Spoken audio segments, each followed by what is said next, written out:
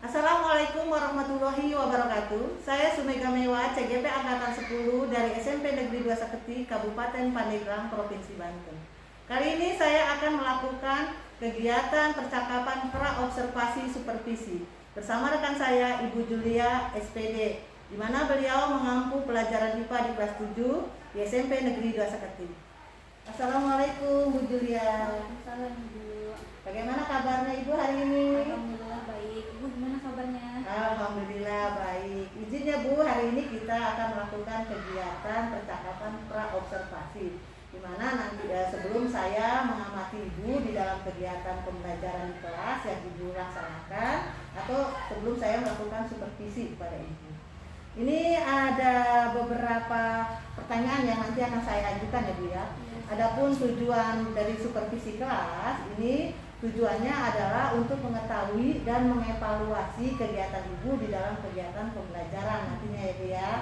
Boleh ya Bu kalau saya tanya-tanya? Boleh Ibu. Oke, jadi adapun kita ini melakukan kegiatan percakapan pra-observasi ini, Ibu ya diharapkan ini nanti punya persiapan ya. Jadi sebagai awal untuk mengawali observasi agar Ibu nanti pada saat kegiatan observasi kelas ini punya percaya diri yang tinggi ya, Ibu bisa melaksanakan kegiatan pembelajaran yang tentunya menyenangkan, bermakna ya bagi murid-murid kita ya Bu ya. Iya Ibu. Ini ada beberapa pertanyaan Bu yang ingin saya sampaikan ke Ibu. Pertanyaan pertama berkaitan dengan tujuan Bu. Apa ini tujuan pembelajaran yang nanti Ibu akan capai di dalam kegiatan supervisi atau observasi kelas nanti Bu? Baik Bu, berhubung saya mengampu mata pelajaran IPA dan kebetulan di kelas 7 sudah memasuki materi ekosistem. Nah, tujuan yang saya ambil itu nanti ada tujuan pembelajaran mengidentifikasi komponen ekosistem, yaitu komponen biotik dan abiotik Bu. Nanti tujuan pembelajarannya. Oke, jadi baik ya Bu ya. Jadi tujuan pembelajaran Ibu di kegiatan observasi kelas yaitu tentang mengidentifikasi komponen ekosistem ya Bu ya, dengan menyajikan laporan hasil pengamatan. Seperti itu Bu? Iya, kurang lebih seperti itu karena ada observasi rencananya. Oke, baik Bu. Pertanyaan selanjutnya nih Bu. Tadi kan tujuannya seperti itu ya Bu. Nah sekarang bagaimana nih area pengembangan dari tujuan pembelajaran yang Ibu ingin capai tersebut Bu? Area pengembangannya itu ada dua, yaitu pengetahuan dan keterampilan. Yang pengetahuannya itu saya ingin peserta didik itu mampu mengidentifikasi komponen-komponen ekosistem yang ada di lingkungan sekolah, baik itu yang abiotik maupun yang biotik. Nah, kemudian yang keterampilannya, area pengembangan yang saya inginkan atau yang saya ingin capai dengan peserta didik, yaitu peserta didik mampu menyajikan hasil pengamatan di area lingkungan sekolah, yaitu mengenai komponen ekosistem yang biotik dan abiotiknya Bu, seperti itu. Oke. Jadi area pengembangan nanti Ibu di observasi kelas ini ada dua ya Bu ya, Iya, tentang pengetahuan, yaitu nanti Ibu ingin anak-anak Ibu ini mampu mengidentifikasi komponen ekosistem lingkungan di sekitar sekolah ya Bu ya. Kemudian di keterampilannya Ibu menginginkan nanti menyajikan laporan, anak-anak ya dapat menyajikan laporan data hasil pengamatan. Seperti itu Bu? Iya Bu, seperti itu. Baik Bu. Jadi itu area yang Ibu akan kembangkan ya. Iya. Selanjutnya pertanyaan berikutnya ini, bagaimana rancangan pembelajaran yang Ibu terapkan di dalam pembelajaran di kelas nanti Bu? Mungkin dari strategi pembelajarannya atau model pembelajarannya ataupun metode yang Ibu gunakan di kegiatan observasi kelas. Rancangan pembelajarannya yang saya insya Allah akan lakukan ketika observasi dalam kelas, yaitu mulai dari strategi menggunakan model pembelajaran PBL, kemudian metodenya yaitu diskusi, tanya jawab, observasi, dan presentasi anak di dalam kelas. Nah, kemudian selain PBL, selain modelnya yang digunakan PBL dan kemudian metodenya tadi diskusi dan sebagainya, saya juga mengintegrasikan model pembelajaran PBL ini dengan teknik PSE Bu, pembelajaran sosial emosional, karena saya tahu kan kelas kelas 7 itu mungkin peralihan dari SD ke SMP. Nah, dengan adanya PSE ini saya ingin anak-anak tuh mampu mengontrol emosi ketika pembelajaran, di mana waktunya lebih lama dibandingkan ketika belajar di SD. Jadi mereka mampu mengontrol emosi mereka ketika mereka mulai sudah jenuh di pembelajaran. Nah, saya ingin mencoba teknik PSE ini ke anak-anak di kelas 7 ini, terutama di mapel saya di Mapel. Seperti itu. Seperti itu ya Bu ya? Ya. Jadi untuk rancangan pembelajarannya Ibu menggunakan model pembelajaran PBL yang terintegrasi dengan PSE, di mana Ibu kan mengajarnya di kelas 7 tadi ya. Iya, kelas 7. Mereka kan waktu duduk di kelas 6 ini terbiasa dengan pembelajaran yang durasinya tidak terlalu lama. Iya. Nah, sekarang kan mereka duduk di kelas 7 yang durasi terlalu lama, sehingga kadang-kadang mereka fokusnya hilang ya Bu Iya, ya. fokusnya hilang. Jadi di dalam kegiatannya ini modelnya PBL mengintegrasikan PSE, kemudian metode yang Ibu gunakan adalah diskusi, Iya, betul. tanya jawab, observasi dan presentasi. Itu ya, Iya. dari rancangan yang akan Ibu Gunakan. gunakan di kegiatan observasi kelas nanti. Oke Bu, selanjutnya nih untuk media pembelajaran yang Ibu gunakan di dalam kelas, Ibu menggunakan media apa ya? Medianya saya menggunakan seperti Infocus, laptop ya Bu ya untuk alatnya, kemudian ada juga handphone, wifi juga. Nah, kalau sumber pembelajarannya seperti buku paket IPA kelas 7, kemudian juga LKPD dan PowerPoint atau PPT yang ditampilkan yang include dengan video pembelajaran via YouTube Bu, nanti diputarkan video di kelas seperti itu. Baik ya Bu ya, sudah rancangan yang bagus menurut saya. Selanjutnya Bu, kira-kira nih kita akan melakukan apa kegiatan observasi kelas?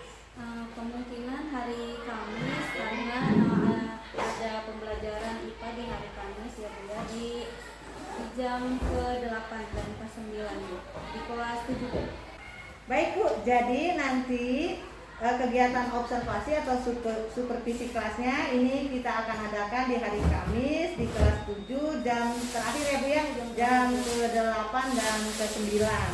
Oke Bu, nanti saya akan datang ke kelas Ibu ya, saya akan melakukan supervisi, saya akan melihat dan mengamati ya hal-hal apa saja yang terjadi di dalam kegiatan pembelajaran Ibu di kelas tersebut ya Bu ya.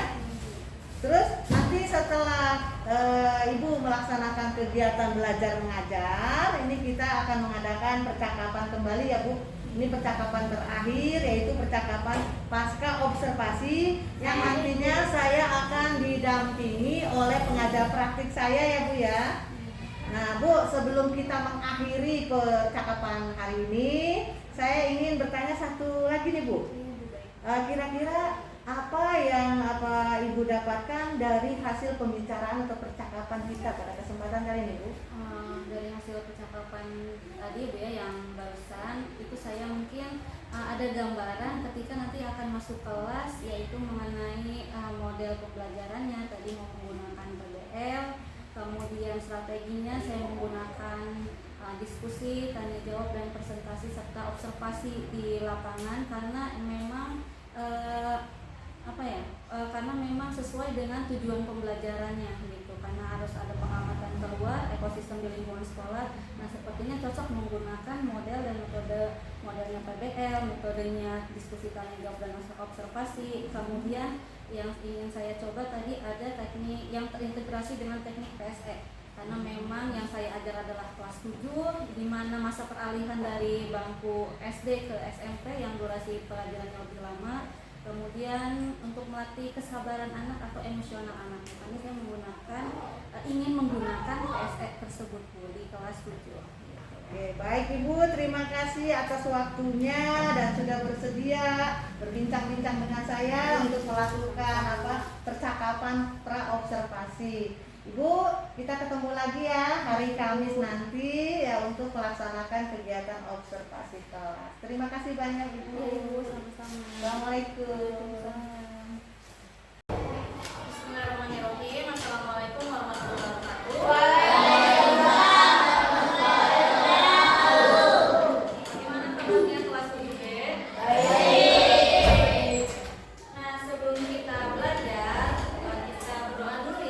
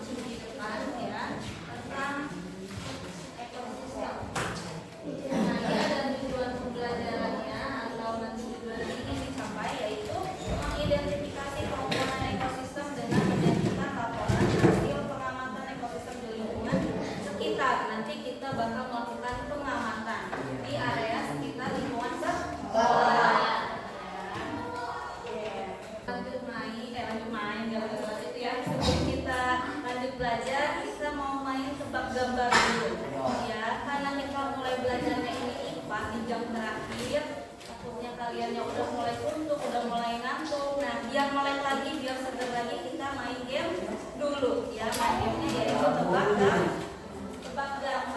Ready nih tebak gambar?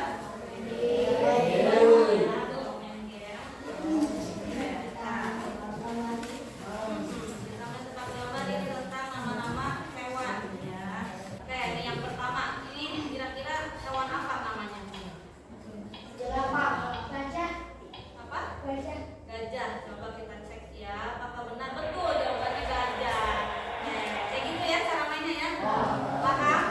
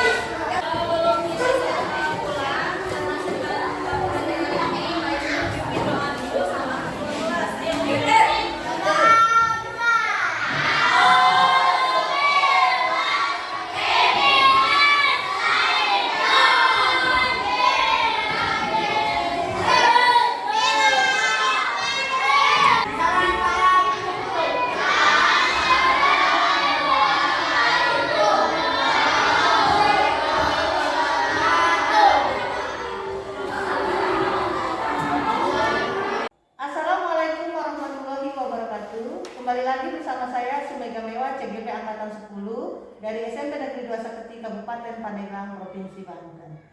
Saya masih bersama dengan rekan kerja saya yaitu Ibu Julia Mawarni, yaitu guru yang saya observasi pada saat supervisi kelas. Pada kesempatan ini saya akan melakukan kegiatan percakapan pasca observasi setelah supervisi kelas. Assalamualaikum Bu Julia. Salam Ibu. Bagaimana kabar Ibu hari ini? Alhamdulillah baik. Bagaimana kabar Ibu? Alhamdulillah sehat. Ibu, hari ini kita melakukan kegiatan pasca observasi setelah Ibu kemarin melakukan kegiatan observasi kelas ya. Izin saya memberikan beberapa pertanyaan ke Ibu berkaitan dengan jalannya observasi kelas yang Ibu lakukan pada saat itu ya Bu ya, di mana tujuannya ini untuk mengevaluasi sejauh mana proses pembelajaran yang Ibu sudah lakukan. Baik Bu, ini untuk pertanyaan pertama, bagaimana nih perasaan Ibu terkait dengan jalannya observasi yang telah Ibu lakukan? Perasaannya mungkin agak sedikit nervous ya Bu ya, karena kan ketika mengajar dilihat langsung oleh Ibu. Nah, mungkin ada sedikit perasaan nervous, tapi berjalannya waktu rasa nervous itu hilang karena mungkin sudah terbawa suasana di dalam kelas. Seperti itu perasaannya ya, sedikit nervous. Hanya sedikit nervous ya Bu ya, dan setelah itu Ibu bagus lancar ya di dalam kegiatan observasi kemarin. Kemudian Bu, bisa tidak diceritakan kembali di area pengembangan yang Ibu lakukan pada saat observasi di dalam kelas kemarin ya Bu? Kemudian langkah-langkah atau tahapan-tahapan apa saja yang telah Ibu lakukan di dalam kegiatan observasi kelas kemarin? Kemarin ketika observasi area pengembangan yang saya ingin kembangkan dalam sisi pengetahuan ya Bu ya, atau dalam pengetahuannya, yaitu saya berharap si peserta didik ini mampu mengidentifikasi karena kemarin temanya atau materinya tentang ekosistem, jadi mampu mengidentifikasi komponen biotik dan abiotik. Kemudian untuk keterampilannya, peserta didik itu mampu untuk menyajikan data hasil observasi, kemudian menyampaikannya dengan cara berpresentasi di depan kelas. Nah, langkah-langkahnya kebetulan saya menggunakan model pembelajaran PBL di situ. Nah, pertama saya mengorientasi siswa dulu, kemudian saya memberikan sudah mengorientasi siswa atau membagi kelompok, kemudian saya memberikan LKPD. Nah, saya menyampaikan dulu materinya, kemudian setelah saya beri LKPD-nya, saya jelaskan bagaimana cara mengisinya, kemudian saya jelaskan juga materinya, baru kemudian anak-anak observasi ke lapangan, jadi di area sekitar sekolah, yaitu mengidentifikasi komponen biotik dan abiotik seperti itu. Kemudian presentasi, sesudah selesai observasi atau pengamatan, si peserta didik ini berdiskusi untuk menyampaikan hasil dari pengamatan atau hasil dari observasi yang akan dipresentasikan di depan kelas. Ya, setelah itu terakhir baru evaluasi, dan saya juga mengklarifikasi mungkin ada penjelasan yang kurang atau takutnya ada yang miskonsepsi seperti itu. Seperti itu ya Bu ya. Lalu menurut Ibu sejauh mana nih area pengembangan yang sudah Ibu sampaikan tadi, apakah sudah berhasil dilakukan di dalam kelas kemarin atau belum?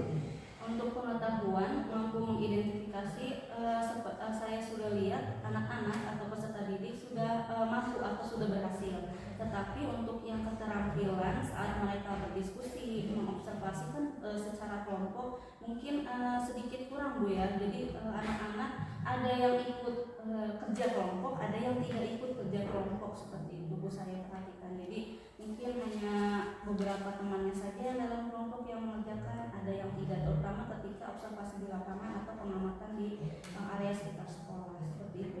Baik, jadi sudah dilakukan dengan baik ya, cuma ada dari segi keterampilan ini masih ada anak yang memang belum aktif ya Bu ya di dalam kegiatan diskusi, jadi tidak mau terlibat ya Bu ya.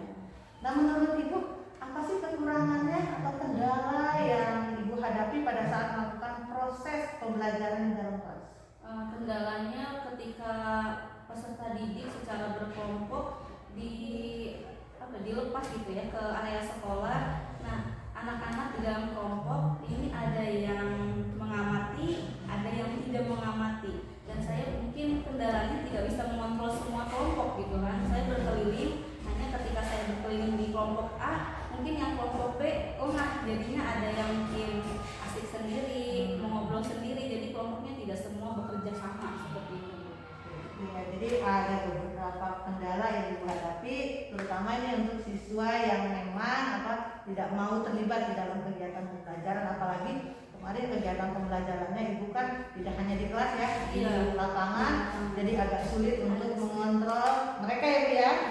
Nah, kira-kira mengapa hal itu bisa terjadi Bu? Kemungkinan anak-anak ada yang suka belajarnya itu mungkin di lapangan, ada yang tidak suka gitu Bu. Jadi ada yang suka nih kalau belajarnya di luar atau outdoor, mengamati di luar, bergerak ke sana ke sini, lebih ke kinestetik. Ada juga mungkin yang lebih pasif gitu ya Bu ya, nggak aktif gitu di luar kelas gitu. Ini seperti itu sih Bu. Oke, jadi tadi penyebab anak-anak ya tidak aktif tersebut ya menurut Ibu karena memang dari gaya belajar mereka ya Bu ya, tempat mereka belajar itu mungkin tidak sesuai atau tidak cocok dengan gaya belajar mereka ya Bu ya. Oke Bu, nah berdasarkan tadi analisis Ibu waktu Ibu di lapangan ya, rencana kedepannya Bu saat pembelajaran kedepannya apa yang Ibu akan lakukan terhadap kendala ataupun hambatan yang Ibu temui tadi? Misalnya saya melihat kendala yang terjadi ketika observasi kemarin, mungkin saya ingin menerapkan atau mengimplementasikan pembelajaran berdiferensiasi. Jadi sesuai dengan kebutuhan peserta didik, mungkin dari gaya belajar yang saya ambil. Jadi pembelajaran berdiferensiasi berdasarkan gaya belajar. Jadi nanti ada yang kinestetik, ada yang visual, ada yang juga audio visual seperti itu. Jadi Ibu ini merencanakan untuk kedepannya akan mengadakan kegiatan pembelajaran diferensiasi untuk mengatasi kendala yang Ibu temui dari observasi kelas kemarin ya, karena gaya belajar mereka tentu berbeda-beda ya Bu. Oke Bu, kira-kira nih kapan Ibu akan melaksanakan kegiatan pembelajaran berdiferensiasi tersebut Bu? Mungkin 2 minggu yang akan datang ketika pembelajaran IPA itu Bu, di kelas yang sama. Karena observasinya di kelas yang itu ya Bu, kelasnya seperti itu. Selanjutnya Bu, komitmen apa nih yang Ibu akan lakukan ya agar Ibu nanti kedepannya melakukan kegiatan pembelajaran berdiferensiasi untuk anak-anak tersebut? Mungkin saya lebih melihat lagi ke kebutuhan peserta didik Bu, mungkin ya. Jadi kebutuhan peserta didik ini apa? Dari mungkin konten, jadi saya akan menyediakan konten yang sesuai, atau mungkin dari gaya belajar, saya akan menyediakan media pembelajaran yang sesuai dengan gaya belajar mereka dan sebagainya sih gitu. Jadi lebih intinya ke kebutuhan peserta didik seperti itu. Mudah-mudahan ya apa yang Ibu rencanakan nanti ke depannya ini bisa terrealisasi ya Bu ya, sehingga akan menciptakan pembelajaran yang berpusat pada peserta didik, pembelajaran yang bermakna, pembelajaran yang berpihak kepada mereka ya Bu ya, dan tentunya pembelajaran yang menyenangkan. Baik Ibu, saya akan tunggu nih ya cerita-cerita Ibu apakah bisa direalisasikan atau tidak ya rencana Ibu ke depan. Ibu terima kasih atas waktunya telah bersedia ya melakukan kegiatan pasca observasi pada saya. Semoga apa yang kita lakukan ini bisa bermanfaat buat kita, ini bisa mengembangkan kembali ya potensi-potensi yang ada di dalam pada diri Ibu untuk melaksanakan atau menciptakan pembelajaran yang berpusat pada peserta didik. Sekali lagi terima kasih. Sama-sama Ibu. Assalamualaikum Ibu. Demikianlah sesi percakapan pasca observasi saya bersama Ibu Julia Mawari, pengampu mata pelajaran IPA di SMP Negeri 2 Saketi. Terima kasih.